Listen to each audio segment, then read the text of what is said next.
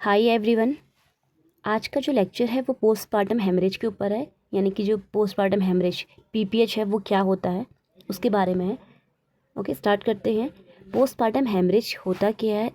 Postpartum haemorrhage is defined as blood loss more than 500 ml in normal vaginal delivery and more than 1000 ml in cesarean section. The bleeding occur after childbirth up to end of puerperium. तो PPH क्या है? जिसमें bleeding होती है कब? Child birth होने के बाद। जैसे ही बेबी डिलीवर होता है, फीटस डिलीवर होता है, उसके बाद से ब्लीडिंग स्टार्ट हो जाती है। और कब तक रहती है? जब तक परप्यूरम पीरियड रहता है तब तक, यानी कि 6 वीक तक। एंड जिसमें ब्लीडिंग होती है उसका अमाउंट जो है वो नॉर्मल वेजाइनल डिलीवरी में 500 ml से ज़्यादा ब्लड लॉस होगा एंड सिजेरियन सेक्शन में 1000 ml ब्लड से 1000 ml से ज़्यादा ब्लड लॉस होगा। तो उसको हम बोलते हैं पोस्टपार्टम हेमरेज। पीपीएच क्या है? जिसमें बेबी डिलीवर होने के बाद से ब्लीडिंग होना स्टार्ट होती है। कब तक होती है? 6 वीक तक होती है। एंड जो ब्लीडिंग का अमाउंट है वो नॉर्मल वेजाइनल डिलीवरी में 500 ml से ज़्यादा ब्लड लॉस होता है एंड सिजेरियन सेक्शन में 1000 ml से ज़्यादा ब्लड लॉस देखने को मिलता है। उसे हम पोस्टपार्टम हेमरेज कहते हैं।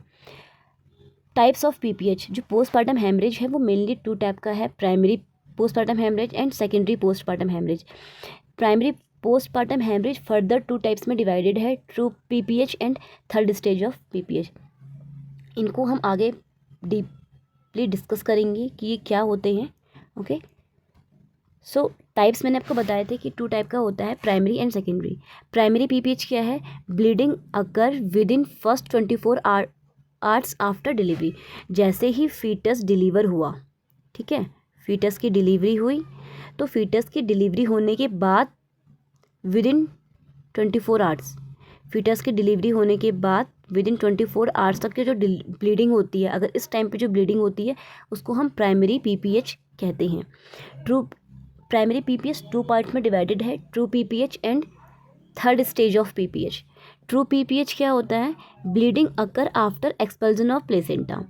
प्लेसेंटा के एक्सपल्जन होने के बाद अगर ब्लीडिंग होती है तो उसको हम ट्रू पीपीएच बोलते हैं।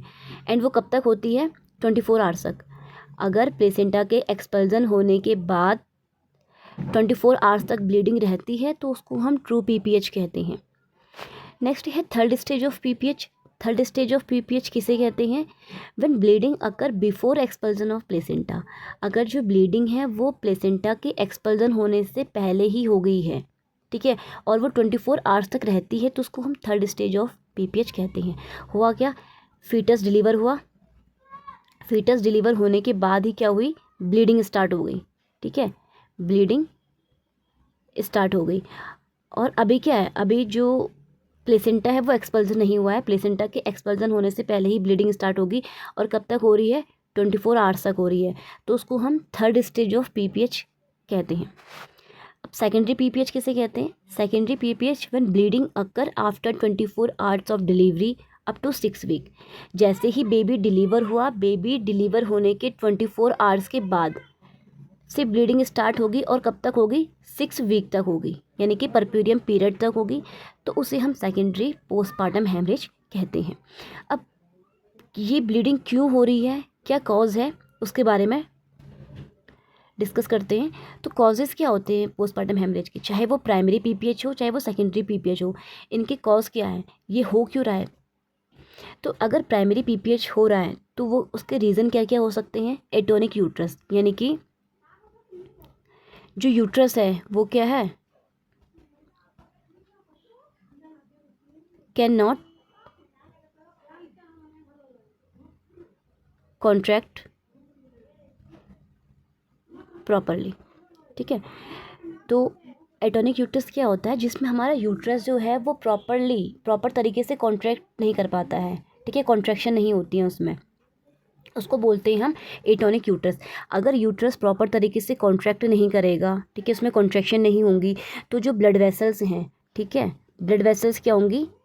कंप्रेस नहीं होंगी। अगर ब्लड वेसल कंप्रेस नहीं होंगी तो जो ब्लड लॉस है वो नहीं, सॉरी, जो ब्लीडिंग है वो स्टॉप नहीं हो पाएगी। इसको हम बोलते हैं एटोनिक यूट्रस, जिसकी वजह से ये मोस्ट कॉमन है। अगर किसी मदर में प्राइमरी पीपीएच हो रहा है तो मोस्ट कॉमन जो है वो उसमें एटोनिक यूट्रस की वजह से ही प्राइमरी पीपीएच होता है, जिसमें यूट्रस जो है वो प्रॉपर तरीके से कॉन्ट्रैक्ट नहीं कर पाता है, जिसकी वजह से जो ब्लड वेसल्स होती हैं वो कंप्रेस नहीं हो पाती हैं। अगर ब्लड वेसल्स कंप्रेस नहीं हो पाएंगी तो जो ब्लीडिंग है वो स्टॉप नहीं हो पाएगी। अब इस एटोनिक यूट्रस होने के भी कई रीज़न होते हैं। जैसे अगर मदर क्या है, ग्रांड मल्टीपेरस है, मीन्स अगर जो मदर है वो उसने क्या किया है, बार बार क्या है, वो बार बार डिलीवर कर चुकी है बेबी को, ठीक है। तो जिसकी वजह से क्या होगा, यूट्रस जो है वो अपनी जो कॉन्ट्रैक्शन जो एबिलिटी है उसको लूज़ कर देगा। तो यूट्रस जो है वो कॉन्ट्रैक्ट नहीं कर पाएगा। अगर वो कॉन्ट्रैक्ट नहीं करेगा तो जो ब्लड वेसल्स हैं वो कंप्रेस नहीं होंगी और ब्लीडिंग स्टॉप नहीं हो पाएगी, ठीक है। और भी कई कॉज हो सकते हैं जैसे एटोनिक यूट्रस होने के, जैसे क्या हो सकता है, मल्टीपल प्रेगनेंसी, ठीक है, मल्टीपल प्रेगनेंसी।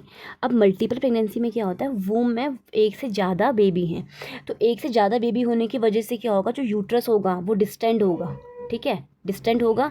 तो जो उसकी मसल्स हैं वो लूज़ हो जाएंगी, मसल्स लूज़ होंगी तो जो यूट्रस है वो कॉन्ट्रैक्ट नहीं कर पाएगा, ठीक। और भी रीजंस हो सकते हैं जैसे पॉलीहाइड्रोमिनोज, ठीक है, ये मल्टीपल प्रेगनेंसी, ये पॉलीहाइड्रोमिनोज, ये ऐसी कंडीशंस होती हैं जिसमें हमारा जो यूट्रस है वो क्या हो जाता है, ओवर डिस्टेंड हो जाता है, ओवर डिस्टेंड हो जाता है। ओवर डिस्टेंड होने की वजह से क्या है, ये जो यूट्रस की मसल्स है वो लूज़ हो जाती हैं और वो कॉन्ट्रैक्ट नहीं कर पाती हैं। अगर वो कॉन्ट्रैक्ट नहीं करेंगी तो जो ब्लड वेसल्स हैं वो कंप्रेस नहीं होंगी, ब्लड वेसल्स कंप्रेस नहीं होंगी तो वही चीज़ है कि जो ब्लड है वो स्टॉप नहीं हो पाएगा। ये कुछ रीजंस हैं जो एटोनिक यूट्रस को लीड करते हैं, जैसे ग्रांड मल्टीपेरस हो गया, मल्टीपल प्रेगनेंसी हो गया, पॉलीहाइड्रोमिनाज हो गया, ठीक है, जिसकी वजह से जो यूट्रस है वो एटोनिक हो जाता है। नेक्स्ट क्या कॉज है प्राइमरी पीपीएच होने का, ट्रॉमा। अगर हमारे वेजाइना में, सर्विक्स में या यूट्रस में किसी भी तरीके का ट्रॉमा होता है, ठीक है, तो ट्रॉमा होने की वजह से प्राइमरी पीपीएच हो सकता है, क्योंकि ट्रॉमा होगा तो क्या होंगी, जो यूट्राइन आर्टरी हैं, ठीक है, यूट्राइन आर्टरी जो होंगी, सॉरी, जो यूट्राइन आर्टरी हैं वो क्या होंगी, इंजर्ड हो जाएंगी, ठीक, क्या होंगी, इंजर्ड हो जाएंगी। यूट्रस में ट्रॉमा होने की वजह से, ये सर्विक्स में ट्रॉमा होने की वजह से जो यूट्राइन आर्टरीज़ हैं वो इंजर्ड हो जाएंगी, जिससे क्या होगा, ब्लीडिंग होना स्टार्ट हो जाएगी। तो ये भी एक कॉज है प्राइमरी पीपीएच का। ओके, नेक्स्ट है रिटेन्ड प्लेसेंटा। रिटेन्ड प्लेसेंटा क्या है कि जब हमने अगर थर्ड स्टेज ऑफ लेबर का मिसमैनेजमेंट हो गया है, मीन्स हमने क्या किया, प्लेसेंटा को बाहर एक्सपेल आउट तो किया, लेकिन उसका प्लेसेंटा क्या प्रॉपर तरीके से बाहर रिमूव आउट नहीं हो पाया, उसका जो कुछ पार्ट है वो क्या है, यूट्रस में रिटेन्ड रह चुका है, प्लेसेंटा का या फिटल मेम्ब्रेन कोई पार्ट जो है वो यूट्रस में रिमेन रह गया है। इसकी वजह से भी क्या हो सकती है, ब्लीडिंग हो सकती है, ठीक है। नेक्स्ट है थ्रोम्बिन। थ्रोम्बिन में क्या होता है कि इसमें जो ब्लड है, ठीक है, जैसे अगर थ्रोम्बिन का एक एग्जांपल है, जैसे अगर मदर में क्या है, पीआईएच है, पीएच कैसा, सीवियर, ठीक है, तो सीवियर पीआईएच में क्या होती है, हेल्प सिंड्रोम डेवलप होता है, जिसमें क्या होती हैं, जो क्लॉट है, ठीक है, वो प्रॉपर तरीके से डेवलप नहीं हो पाते हैं, ब्लड जो है वो क्लॉट नहीं हो पाता है, ठीक है, ब्लड में क्लॉटिंग फैक्टर की डेफिशिएंसी हो जाती है। तो अगर ब्लड में क्लॉट नहीं हो पाएगा, अगर ब्लड क्लॉट नहीं होगा तो उससे क्या होगी, एक्सेसिव ब्लीडिंग देखने को मिलेगी, जो लीड करता है प्राइमरी पीपीएच को, ठीक है। मैंने क्या बोला कि थ्रोम्बिन की वजह से कैसे प्राइमरी पीपीएच होगा, इसमें क्या होगा, जैसे एक कंडीशन होती है प्रेगनेंसी इंड्यूस हाइपरटेंशन, जिसमें अगर वो सीवियर में होगा तो उसमें ना एक हेल्प सिंड्रोम डेवलप होता है, जिसमें प्लेटलेट काउंट जो है वो लो चली जाती हैं, ठीक है। तो जिसमें क्या होता है, ब्लड क्लॉट नहीं हो पाता। अगर ब्लड क्लॉट नहीं होगा तो एक्सेसिव अमाउंट में ब्लीडिंग होगी, जो लीड करेगा प्राइमरी पीपीएच को। ओके, तो ये कुछ कॉज थे प्राइमरी पीपीएच के। नेक्स्ट है सेकेंडरी पीपीएच। सेकेंडरी पीपीएच क्यों होता है, सेकेंडरी पीपीएच क्या है, जिसमें ब्लीडिंग जो है वो डिलीवरी होने के 24 आवर्स के बाद स्टार्ट होती है और कब तक रहती है, 6 वीक तक, यानी कि परप्यूरियम पीरियड तक। तो फर्स्ट है रिटेन्ड प्लेसेंटा। सेकेंडरी पीपीएच होने का सबसे मोस्ट कॉमन कॉज होता है रिटेन्ड प्लेसेंटा। अगर प्लेसेंटा का कुछ पार्ट जो है, जैसे कॉटिलिडन्स हो गए या उससे कुछ टिश्यूज़ हो गए, वो रिटेन रह गए हैं यूट्रस में, तो वो लीड करेगा सेकेंडरी पीपीएच को। ठीक है, क्योंकि वहाँ से क्या होगी, फिर एक्सेसिव अमाउंट में ब्लीडिंग होगी। नेक्स्ट है इन्फेक्शन। अगर इन्फेक्शन है तो उसकी वजह से भी सेकेंडरी पीपीएच हो सकता है। सब इन्वॉल्यूशन ऑफ प्लेसेंटल साइट, जो प्लेसेंटल साइट है अगर वो सब इन्वॉल्यूट नहीं हो पा रही है तो उसकी वजह से भी सेकेंडरी पीपीएच हो सकता है। ठीक है, ये कॉज हैं किसके, पोस्टपार्टम हेमरेज के। प्राइमरी पीपीएच में सबसे मोस्ट कॉमन कॉज होता है एटोनिक यूट्रस। ठीक है, जिसमें जो यूट्रस है वो प्रॉपर तरीके से कॉन्ट्रैक्ट नहीं कर पाता है। और सेकेंडरी पीपीएच का सबसे मोस्ट कॉमन कॉज होता है रिटेन्ड प्लेसेंटा, जिसमें जो प्लेसेंटा के कुछ पार्ट्स जो हैं, जो कॉटिलिडॉन्स या टिश्यूज़ हैं, वो क्या है, रिटेन रह चुके हैं यूट्रस में, तो उसकी वजह से ब्लीडिंग होती है। ओके, ये कॉजेज से। नेक्स्ट है साइन एंड सिम्टम्स। अब अगर मदर पीपीएच वाली है तो उसमें क्या क्या सिम्टम्स देखने को मिलेंगे। पहला आता है ब्लीडिंग। ठीक है, ब्लीडिंग देखने को मिलेगी। नेक्स्ट है बैगी यूट्रस। बैगी यूट्रस क्या होता है, इसमें जो यूट्रस है, ठीक है, uterus become soft and flabby. ठीक है, इसमें यूट्रस कैसा हो जाएगा, सॉफ्ट हो जाएगा और फ्लैबी हो जाएगा। ज़्यादा ब्लीडिंग होने की वजह से क्या होगा, यूट्रस सॉफ्ट एंड फ्लैबी हो जाएगा, जिसकी वजह से वो अपना टोन खो देगा, तो प्रॉपर तरीके से कॉन्ट्रैक्ट नहीं कर पाएगा। ठीक है, अगर किसी मदर का यूट्रस जो है वो फ्लैबी और सॉफ्ट देखने को मिलता है, ठीक है, और अगर मदर पीपीएच वाली कंडीशन में, तो ये इसमें हम एक आइडिया लगा सकते हैं कि मदर में क्या होगा, प्राइमरी पीपीएच है। ठीक है, नेक्स्ट है टैकीकार्डिया। टैकीकार्डिया में क्या होगी, जो मदर की पल्स रेट है वो इंक्रीज़ हो जाएगी। इसमें क्या होगी, मदर की पल्स रेट इंक्रीज़ हो जाएगी, लो बीपी देखने को मिलेगा क्योंकि ब्लड लॉस ज़्यादा हो रहा है। ओके, ब्लर विज़न देखने को मिलेगा, डिजीनेस होगा, टैकीपीनिया, जो रेस्पिरेशन रेट है वो इंक्रीज़ हो जाएगी। और अगर ज़्यादा ब्लीडिंग होती है सीवियर केसेस में कोमा में भी जा सकती है फीमेल। तो ये क्या थे, साइन एंड सिम्टम्स थे पोस्टपार्टम हेमरेज के, जिसमें क्या हो रही थी, ब्लीडिंग देखने को मिल रही थी। बैगी यूट्रस, यानी कि जो यूट्रस है वो सॉफ्ट और फ्लैबी हो रहा था। टैकीकार्डिया, मदर में पल्स रेट इंक्रीज़ देखने को मिल सकती है। बीपी लो हो सकता है क्योंकि ब्लड लॉस ज़्यादा हो रहा है। ब्लर विज़न हो सकता है, डिजीनेस, टैकीपीनिया हो सकता है, और सीवियर केसेस में मदर जो है वो कोमा में भी जा सकती है। नेक्स्ट है रिस्क फैक्टर ऑफ पीपीएच। अब ऐसे कौन कौन से फैक्टर्स हैं जो लीड कर सकते हैं पीपीएच को, तो इसमें मैटरनल फैक्टर भी हैं, ठीक है, लेबर रिलेटेड फैक्टर्स भी हैं, और प्लेसेंटल रिलेटेड फैक्टर्स भी हैं।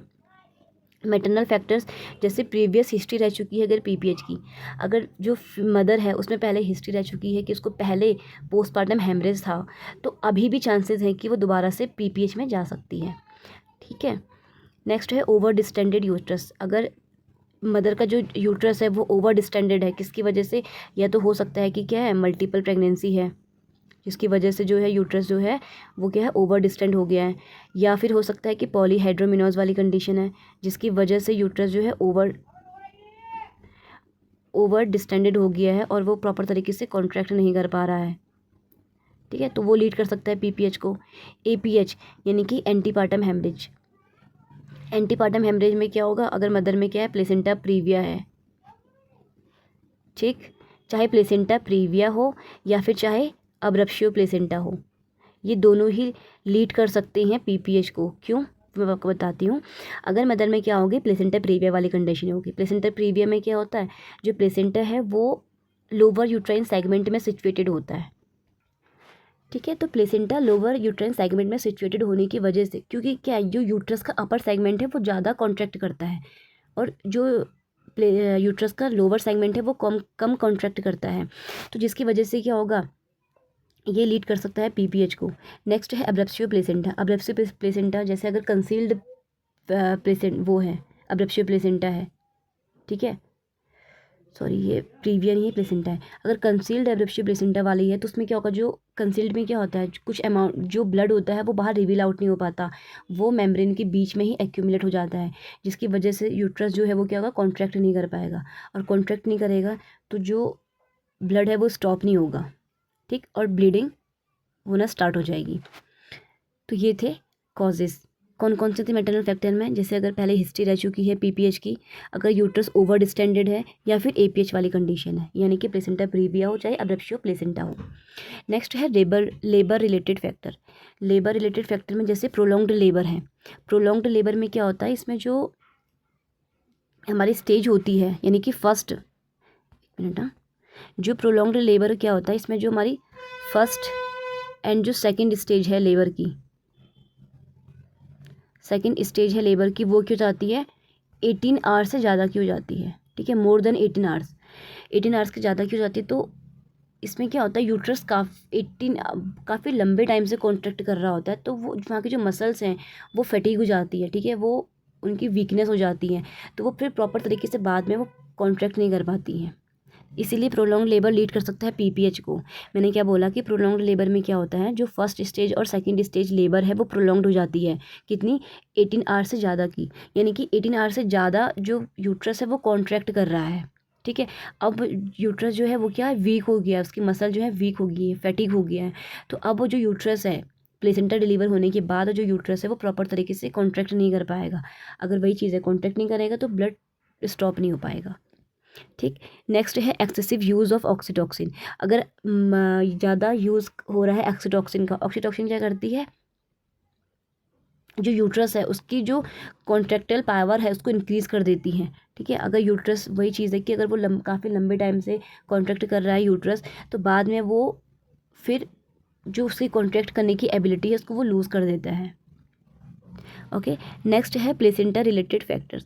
प्लेसेंटा रिलेटेड फैक्टर्स में क्या है, अगर प्लेसेंटा बिग है, यानी कि जो प्लेसेंटा का साइज है वो बड़ा है, ठीक है, या फिर प्लेसेंटा प्रीविया वाली कंडीशन है, प्लेसेंटा एक्रीटा वाली कंडीशन है, तो ये लीड कर सकती हैं पीपीएच को।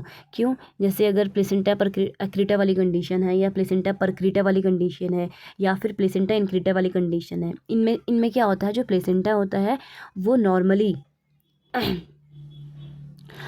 वो एंडोमेट्रियम में, ठीक है, एंडोमेट्रियम में इम्प्लांट ना होकर के वो कहाँ पे इम्प्लांट हो जाता है, या तो मायोमेट्रियम में या फिर पेरीमेट्रियम में, जिसकी वजह से क्या होगा, प्लेसेंटा जब एक्सपेल आउट होगा तो उसको एक्सपेल आउट होने में डिफ़िकल्टी होगी, जो लीड करेगा ब्लीडिंग को, और ब्लीडिंग कॉज करेगी पीपीएच को, ठीक है। वही चीज़ है कि फिर प्लेसेंटा प्रीविया में भी क्या होता है, जो प्लेसेंटा होता है वो लोअर सेगमेंट में सिचुएटेड होता है, जिससे जो यूट्रस है वो जो कॉन्ट्रैक्ट तो करता है, लेकिन जो प्लेसेंटा है वो एक्सपेल आउट नहीं हो पाता है, ठीक है, जो लीड करेगा पीपीएच को, ठीक है। और वही अगर प्लेसेंटा का साइज बड़ा है तो वो भी डिफ़िकल्टी हो जाएगी प्लेसेंटा को बाहर एक्सपेल आउट होने में, जो फर्दर लीड करेगा पोस्टमार्टम हेमरेज को।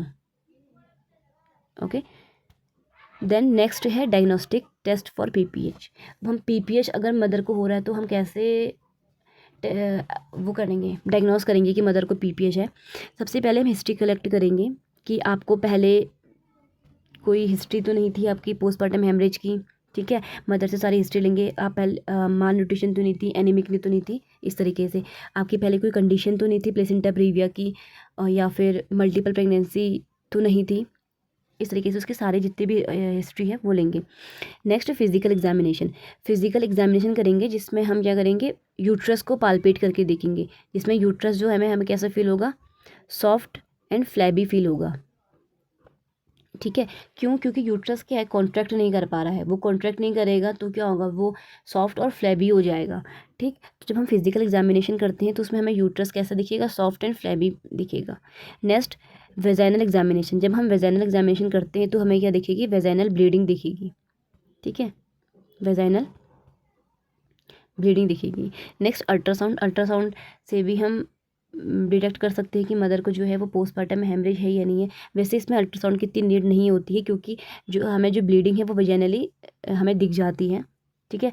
और हम पीपीएच का अमाउंट हम कैसे पता करते हैं, वो हम मदर को जो सैनिटरी पैड्स होते हैं उन उससे हम जो अमाउंट है वो हम चेक कर सकते हैं कि कितना अमाउंट जो है मदर को ब्लड लॉस हो रहा है। इस तरीके से हम डायग्नोस कर सकते हैं पोस्टमार्टम हेमरेज को। नेक्स्ट है मैनेजमेंट। अब पोस्टमार्टम हेमरेज को हम मैनेज कैसे करेंगे, ठीक है। अगर हमारे पास कंडीशन आ जाए पोस्टमार्टम हेमरेज की, एक फ़ीमेल आ जाए, तो उसका मैनेज कैसे करेंगे।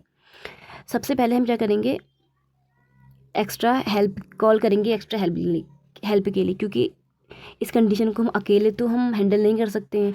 तो हमें इसके लिए क्या होगी, एक्स्ट्रा हेल्प की ज़रूरत होगी।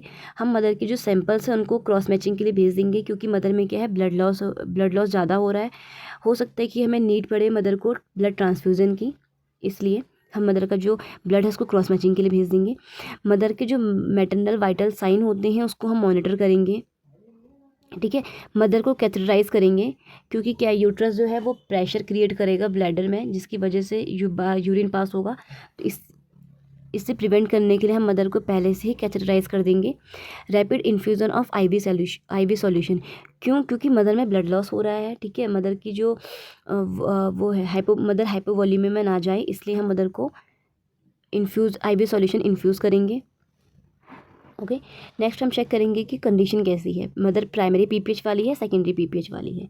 अगर मदर सेकेंडरी पीपीएच वाली होगी, यानी कि जिसमें जो ब्लीडिंग हो रही है वो 24 आवर्स के डिलीवरी होने के बाद 24 आवर्स के बाद से 6 वीक तक हो रही है, तो हमने क्या बोला था कि सेकेंडरी पीपीएच का मेन कॉज होता है रिटेन्ड टिश्यू, यानी कि जो प्लेसेंटा है वो प्रॉपर तरीके से एक्सपेल नहीं हो पाया है, उसका कुछ जो टिश्यूज़ हैं वो यूट्रस में रह गई हैं।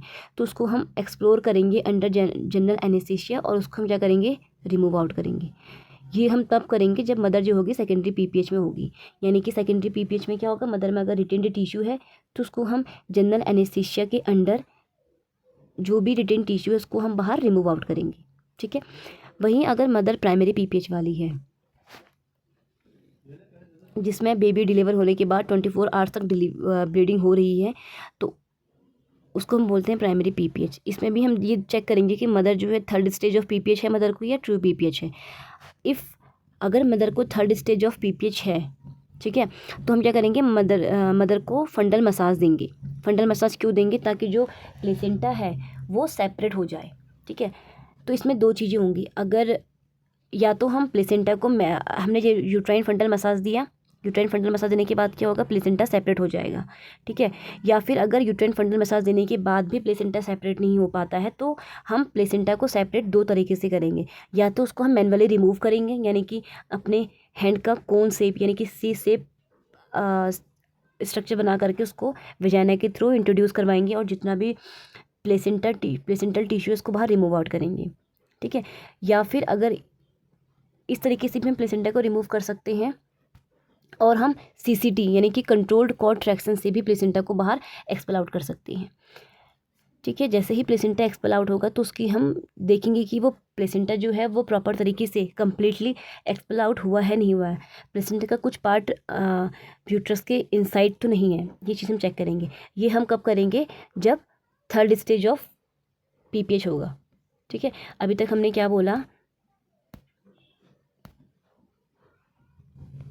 एक मिनट, अभी तक हमने क्या बोला कि अगर थर्ड स्टेज ऑफ पीपीएच है, ठीक है, थर्ड स्टेज ऑफ पीपीएच है, तो उसमें हम क्या करेंगे, मदर को यूट्राइन फंडल मसाज देंगे ताकि जो प्लेसेंटा है वो सेपरेट हो जाए। इसमें हम प्लेसेंटा को दो तरीके से सेपरेट करते हैं। अगर हमने फंडल मसाज दिया और प्लेसेंटा सेपरेट हो गया तो डेट इज़ गुड। अगर प्लेसेंटा फंडल मसाज देने के बाद भी सेपरेट नहीं हो पा रहा है, तो हम या तो उसको हम मैनुअली रिमूव करेंगे, या फिर हम उसको कंट्रोल्ड कॉन्ट्रैक्शन के थ्रू बाहर रिमूव आउट करवाएंगे, ठीक है।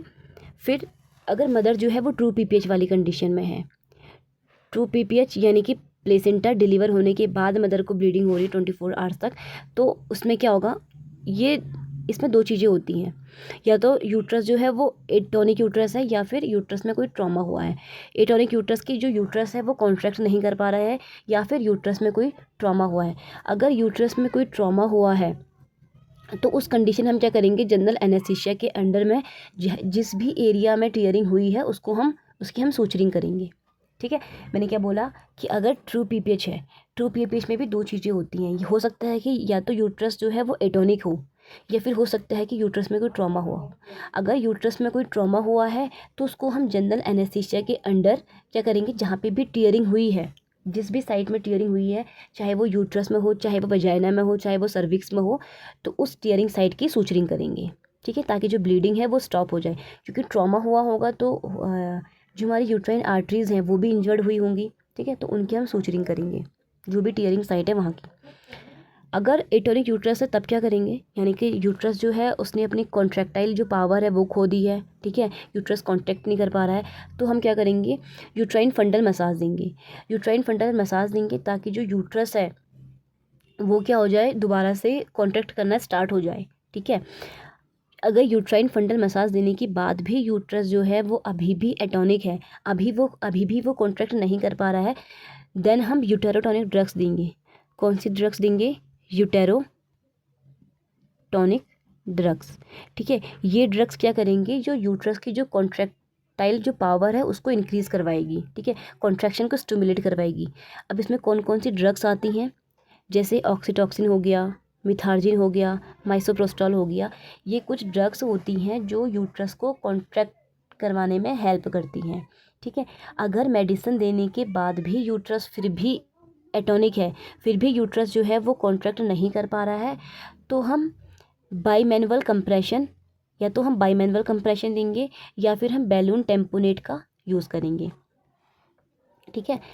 बाईमैनुअल कंप्रेशन में क्या होता है, इसमें हम एक जो हमारा हैंड होता है, ठीक है, एक हैंड को हम फंडस के ऊपर प्लेस करते हैं, ठीक है, और जो दूसरा हैंड होता है उसको हम वेजाइना, उसको दूसरे हैंड को क्लिंच्ड बना करके, ठीक है, फ्लेंक्स्ड बना करके यूट्रस के सॉरी वेजाइना के अंदर जो है वो इंट्रोड्यूस करवाएंगे।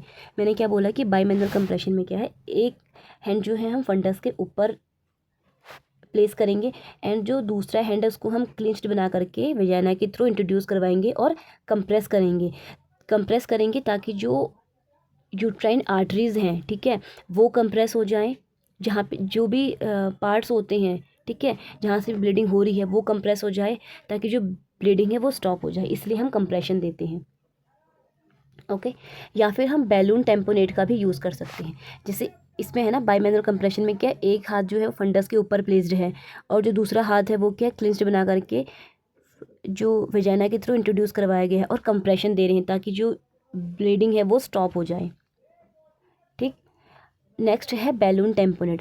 बैलून टेम्पोनेट क्या होता है, इसमें हम बेकरी कैथेटर का यूज़ करते हैं, किसका, बेकरी कैथेटर का, ठीक है, इसमें हम बेकरी कैथेटर का यूज़ करते हैं, जैसे ये आपको इमेज में शो हो रहा होगा, ठीक है, इसमें हम बेकरी कैथेटर का यूज़ करते हैं। बेकरी कैथेटर को हम क्या करते हैं, वेजाइना के थ्रू इंट्रोड्यूस करवाते हैं, ठीक है। इसमें हम 15 to 20 ml, कितना, 15 से 20 ml NS को इन्फ्यूज़ करवाते हैं ताकि जो ये बैलून है, ये जो बैलून है ना, ये इन्फ्लेट हो जाए, ठीक है। अगर ये बैलून वेजाइना में जा कर के अंदर यूट्रस में जाके इन्फ्लेट हो गया तो ये क्या करेगा, कंप्रेशन क्रिएट करेगा, ठीक है, कंप्रेस करेगा, तो जो ब्लीडिंग है वो क्या होगी, स्टॉप हो जाएगी, ठीक। तो ये था ट्रू PPH, ओके। तो अभी तक हमने क्या पढ़ा कि मैनेजमेंट हम कैसे करते हैं PPH का। इसमें हम क्या करेंगे, दो कंडीशन होती है, अगर मदर प्राइमरी PPH वाली होगी या फिर मदर सेकेंडरी PPH वाली होगी। अगर मदर सेकेंडरी PPH वाली है तो मोस्ट कॉमन वो यही कारण है कि उसमें रिटेंड टिश्यू की वजह से सेकेंडरी PPH हो रहा है, तो उस रिटेंड टिश्यू को हम क्या करेंगे, जनरल एनेस्थीसिया के अंडर एक्सप्लोर करके इस रिटेन टिश्यू को बाहर रिमूव आउट करेंगे, ठीक है। ये सेकेंडरी PPH का था कि उसको किस तरीके से मैनेज करेंगे। वहीं अगर मदर प्राइमरी PPH वाली है तो उसमें क्या होगा, या तो हो सकता है कि वो थर्ड स्टेज PPH हो या फिर हो सकता है कि वो ट्रू PPH हो। अगर थर्ड स्टेज ऑफ PPH है तो हम क्या करेंगे, यूट्राइन फंडल मसाज देंगे ताकि जो प्लेसेंटा है वो अपने आप ही सेपरेट हो जाए, ठीक है। अगर वो सेपरेट नहीं होता है तो हम प्लेसेंटा को दो तरीके से सेपरेट करते हैं, या तो हम उसको मैनुअली रिमूव करते हैं या फिर हम कंट्रोल्ड कॉर्ड ट्रैक्शन के थ्रू प्लेसेंटा को बाहर रिमूव करवाते हैं। और रिमूव करने के बाद जो प्लेसेंटा है उसको चेक करते हैं कि वो प्रॉपर तरीके से कम्प्लीटली बाहर रिमूव आउट हुआ है या नहीं हुआ है, कुछ पार्ट दोबारा से रिटेंड तो नहीं रह चुका है यूट्रस में, वो चेक करते हैं, ठीक है। कॉटिलिडॉन्स प्रॉपर हैं या नहीं है, पूरे हैं या नहीं है, वो चीज़ें चेक करते हैं, ठीक। फिर क्या था कि अगर ट्रू PPH वाली कंडीशन है, ठीक है, प्राइमरी PPH में भी अगर ट्रू PPH है तो हम क्या करेंगे, इसमें दो कंडीशन होंगी, हो सकता है कि यूट्रस एटोनिक हो या फिर हो सकता है कि यूट्रस में ट्रॉमा हो। अगर यूट्रस में किसी भी तरीके का ट्रॉमा होता है, ठीक है, मीन्स वजाइना में, चाहे सर्विक्स में, चाहे यूट्रस में किसी भी तरीके की टीयरिंग होती है, तो उसकी हम क्या करेंगे, सूचरिंग करेंगे ताकि जो ब्लीडिंग हो रही है वो स्टॉप हो जाए। अगर यूट्रस एटोनिक है, यूट्रस कॉन्ट्रैक्ट नहीं कर रहा है, तो उसको हम फंडल मसाज देंगे ताकि जो यूट्रस है वो दोबारा से कॉन्ट्रैक्ट करना स्टार्ट कर दे। अगर फंडल मसाज देने के बाद भी यूट्रस एटोनिक है तो हम क्या करेंगे, यूटेरोटोनिक ड्रग्स देंगे जिसमें हम ऑक्सीटोसिन, मिथार्जिन या माइसोप्रोस्टॉल देते हैं, जो क्या करेंगे, यूट्रस को स्टिमुलेट करेंगे, कॉन्ट्रैक्शन को स्टिमुलेट करेंगे यूट्रस में। ठीक है, अगर इन मेडिसिन देने के बाद भी यूट्रस अभी भी एटोनिक है तो हम या तो हम बाईमैनुअल कंप्रेशन कर सकते हैं या फिर हम बैलून टेम्पोनेट का यूज़ कर सकते हैं। बाईमैनुअल कंप्रेशन में हम एक हैंड को फंडस के ऊपर प्लेस करते हैं और दूसरे हैंड को हम वजाइना के थ्रू इंट्रोड्यूस करवाते हैं। ठीक है, जिससे हम क्या करते हैं, कंप्रेस करते हैं, जहाँ से भी ब्लीडिंग हो रही है उसको हम वो वाले एरिया को हम कंप्रेस करते हैं ताकि जो ब्लीडिंग है वो स्टॉप हो जाए। बैलून टेम्पोरेट में क्या होता है, इसमें हम बैकरी कैथेटर का यूज़ करते हैं जिसमें हम उसको वजाइना के थ्रू इंट्रोड्यूस करवा करके 15 से 20 ml हम क्या कराते हैं, एनएस को इन्फ्यूज़ कराते हैं और जो बैलून है उसको इन्फ्लेट कराते हैं। ये बैलून क्या करेगा, जब यूट्रस के अंदर जाएगा, इन्फ्लेट होगा, तो ये क्या करेगा, ये यूट्रस के वॉल्व को कंप्रेस करेगा और जहाँ जो भी ब्लीडिंग हो रही है उसको स्टॉप करेगा, जो ब्लड वेसल्स हैं उनको कंप्रेस करेगा और ब्लीडिंग को स्टॉप करेगा। ठीक है, अगर फिर भी ब्लीडिंग स्टॉप नहीं हो रही है तो हम सर्जिकल मैनेजमेंट करते हैं। इतना सब करने के बाद भी अगर ब्लीडिंग स्टॉप नहीं होती है तो उसके बाद फिर हम सर्जिकल मैनेजमेंट करते हैं जिसमें हम सर्जरी परफॉर्म करते हैं। अब इसमें हम कौन कौन सी सर्जरी परफॉर्म कर सकते हैं पोस्टमार्टम हेमरेज में, ये डिपेंड करता है पेशेंट के ऊपर कि अगर पेशेंट जो है वो फ्यूचर प्लानिंग चाहती है तो, या फिर अगर पेशेंट की फैमिली कंप्लीट हो गई है तो। अगर पेशेंट ये बोलती है कि नहीं अब मुझे आगे अपनी जो फैमिली है वो नहीं चाहिए, मेरी फैमिली कंप्लीट हो गई है, ठीक है, मुझे कोई आगे फ्यूचर प्रेगनेंसी नहीं चाहती हूँ मैं, तो हम सीधे सीधे पेशेंट की हिस्टेक्टोमी कर देंगे जिसमें जो हम यूट्रस है उसको क्या कर देंगे, रिमूव कर देंगे। ठीक है, क्योंकि क्या है, अगर इतना सब करने के बाद भी अगर ब्लीड, हमने क्या किया, मेडिकेशन का यूज़ किया, कंप्रेशन दिए, ठीक है, बैलून टेम्पोनेट का यूज़ किया, उसके बाद भी अगर ब्लीडिंग स्टॉप नहीं हो रही है देन हम जाएंगे सर्जिकल मैनेजमेंट में। उसमें भी अगर पेशेंट ये बोलती है कि अब मुझे आगे कोई भी फ्यूचर प्रेगनेंसी नहीं, मैं नहीं चाहती हूँ, मेरी फैमिली कंप्लीट हो गई है, देन हम सीधे सीधे हिस्टेक्टोमी कर देंगे, यानी कि यूट्रस को ही रिमूव कर देंगे ताकि ब्लीडिंग ही ना हो। ठीक, अगर पेशेंट ये बोलती कि नहीं मुझे आगे जाके फ्यूचर प्लानिंग करनी है, ठीक है, मुझे आगे जाके फिर से बेबी कंसीव करना है, तो उस कंडीशन में हम क्या करेंगे, स्टिचेस अप्लाई करेंगे, यानी कि बाइलेंस सूचर्स लगाएंगे। जहाँ पे भी टीयरिंग साइट है वहाँ पे हम क्या करेंगे, स्टिचेस लगाएंगे। ठीक है, या फिर जो यूट्राइन आर्टरी को लाइगेट करेंगे, क्योंकि ब्लड कहाँ से लॉस हो रहा है, आर्टरी से तो ब्लड लॉस हो रहा है। ठीक है, ब्लड जो आर्टरीज है वही रप्चर हो रही हैं, वहीं से ब्लड लॉस हो रहा है, तो जो उन आर्टरीज हैं उनको, इन्हीं को ही हम क्या कर देंगे, लाइगेट कर देंगे ताकि जो ब्लड है वो स्टॉप हो जाए। अगर इतना करने के बाद भी ब्लड स्टॉप नहीं हो रहा है तो हम हिस्टेक्टोमी परफॉर्म करेंगे। ठीक है, मैंने क्या बोला कि अगर पेशेंट ये बोलती है कि नहीं मुझे आगे मेरे को बेबी चाहिए, मेरे को अपनी फ्यूचर प्लानिंग करनी है, ठीक है, प्रेगनेंसी की, तो हम क्या करेंगे, जो भी साइट है उसको हम स्टिचिंग करेंगे, जो भी यूट्राइन आर्टरीज़ हैं उनको हम लाइगेट करेंगे। लाइगेट करने के बाद भी अगर ब्लीडिंग स्टॉप नहीं होती है देन हम हिस्टेक्टोमी करेंगे। उसके बाद हमारे पास फिर कोई ऑप्शन नहीं बचता है ब्लीडिंग स्टॉप करने का, तो हमें फिर हिस्टेक्टोमी परफॉर्म करनी ही पड़ी। तो ये था पोस्टमार्टम हेमरेज के बारे में कि पोस्टमार्टम हेमरेज क्या होता है, क्या कॉजेज़ हैं, क्या टाइप्स हैं, साइन एंड सिम्टम्स क्या क्या देखने को मिलते हैं, कैसे हम डायग्नोस कर सकते हैं, मैनेजमेंट क्या कर सकते हैं, और सर्जिकल मैनेजमेंट हम क्या परफॉर्म कर सकते हैं। ठीक है, अगर आपको इसके रिगार्डिंग कोई डाउट है तो आप कमेंट्स कीजिए। Thank you.